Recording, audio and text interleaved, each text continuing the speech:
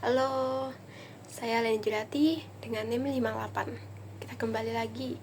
Di sini saya akan menjelaskan kembali tentang hermeneutika dari kelompok 2. Teman-teman, definisi hermeneutika. Saya akan menjelaskan sini.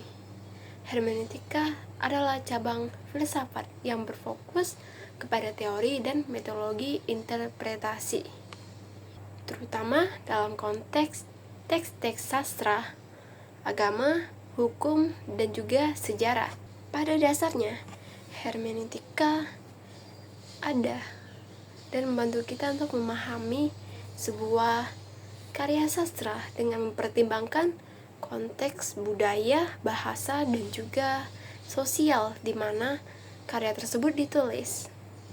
Tokoh-tokoh penting hermeneutika. Yang pertama ada Friedrich, lalu yang kedua ada Wilhelm, ketiga ada Martin, lalu Paul, dan Hans. Prinsip-prinsip hermeneutika dalam kritik sastra. Jadi di situ ada 2. Yang pertama adalah kontekstualisasi. Lalu yang kedua ada intertekstualita. Kita bahas yang kontekstualisasi. Jadi teman-teman, kontekstualisasi ini adalah upaya dalam memahami teks sastra dengan memperhatikan sejarah, budaya, dan sosial yang melingkupinya. Dalam kritik sastra, kontekstualisasi membantu bagaimana karya sastra mencerminkan, merespon, dan menantang kondisi. Intertekstualita adalah konsep di mana sebuah teks tidak dapat berdiri sendiri. Dengan kata lain, selalu terpengaruh dengan teks-teks lainnya. Dalam kritik sastra, intertekstualitas mendorong penafsiran dalam memperhatikan hubungan antara teks dengan teks lainnya, baik itu karya sastra sebelumnya, mitos, referensi budaya, atau bahkan karya-karya kontemporer. Prinsip ini menunjukkan bagaimana makna dalam karya sastra dapat diperkaya atau dimodifikasi oleh hubungannya dengan teks-teks lain. Hubungan hermeneutik dengan kritik sastra.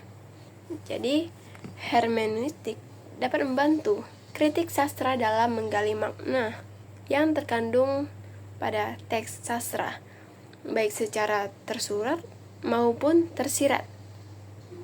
Hermeneutika juga menekankan bahwa pentingnya memperhatikan atau mempertimbangkan serta memahami konteks historis dan budaya di mana karya tersebut dibuat. Dengan menggunakan pendekatan hermeneutika, kritikus sastra dapat menafsirkan teks sastra dengan mempertimbangkan faktor-faktor ini. Prospek pengembangan hermeneutika di masa depan. Di masa depan, hermeneutika mungkin saja akan semakin terintegrasi dengan teknologi digital, dengan adanya big data dan analisis digital. Pendekatan hermeneutika dapat diperkaya dengan analisis kuantitatif terhadap teks. Lalu hermeneutika dapat juga dikembangkan dalam konteks kritik sastra postkolonial dan feminisme dengan fokus bagaimana isu-isu sastra, dengan fokus bagaimana teks sastra mencerminkan dan mengatasi isu-isu kekuasaan, identitas, dan juga representasi. Ini akan memberikan wawasan baru tentang bagaimana narasi dominan dibentuk dan ditantang dalam karya sastra, dan bagaimana kelompok sosial menegosiasikan identitas mereka melalui teks. Sekian dan terima kasih.